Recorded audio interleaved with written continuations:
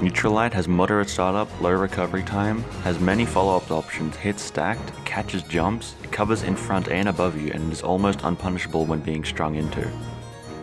Sidelight has low startup and low recovery time, it has low to moderate damage depending on which kind of sidelight you use, has moderate range and movement, it hits stacked, it has two variations, weak and strong, and the strong sidelight can be used to kill.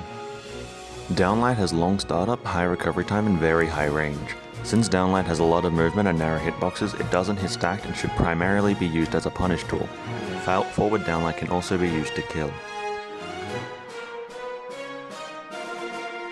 Nair has low startup, low recovery time, and moderate damage. It also has moderate range and a lot of follow-up options, meaning it has good string and combo potential.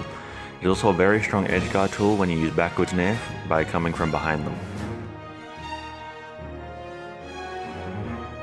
Sair has low startup and low recovery time, does moderate damage and has short range, it covers in front and above you, but it does not hit stacked and is a good edgeguard and pressure tool.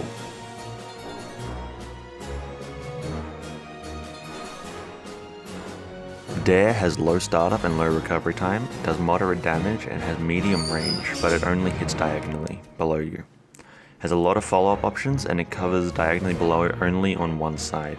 It is a strong edgeguard tool with both variations of it, forward and backwards.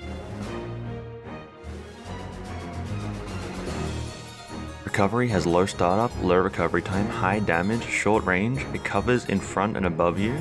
It is a maging edgeguard tool and it is Scythe's main kill option.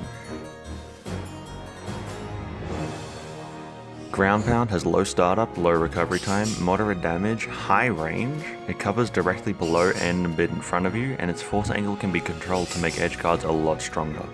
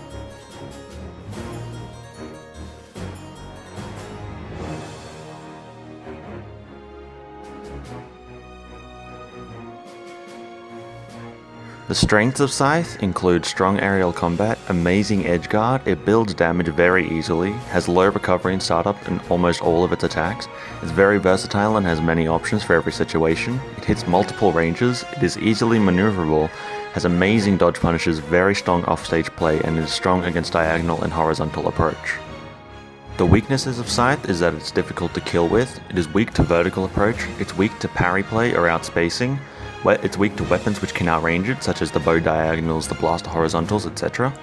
Recovery doesn't have much movement compared to other weapons recoveries. It is complex and difficult to grasp and use efficiently without much practice, and its only high range, horizontal and grounded attack is the most punishable attack in its kit. Scythe excels at aerial and offstage combat while being mediocre at grounded combat, meaning you should focus on sticking to the air and going for gimps whenever possible. On the ground, focus on setting up strings and dodge punishes with sidelight and neutralite and punishing any whiffed attacks with downlight. The startup of Scythe's ground attacks are longer than most other weapons, making direct challenge dangerous. In the air, you want to avoid being directly above or below your opponent, as the only option you have downwards is ground pound and nothing for above. Stick to being diagonal with your opponent, but be slightly vertical, as Dare and Nair don't reach very far horizontally and Sair hits all around in front of you. When you hit an attack, continue to push into your opponent as you have the advantage over just about every weapon in the air and are able to destroy opponents who dodge poorly. When edge guarding, you can mind game your opponent by moving diagonally, then popping around and snaring them.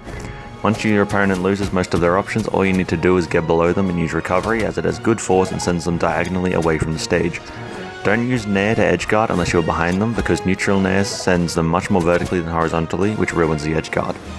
Also use ground pound when edgeguarding, as it is fast, has long and large downward reach, and good force angles. And that's all the information you need to start learning Scythe. If you found this helpful, remember to like, subscribe, and follow my social media. As a bonus, I have linked my Scythe information document in the description so you can catch any other tips or keep something which is easy to access. Thank you for watching, and see you next time.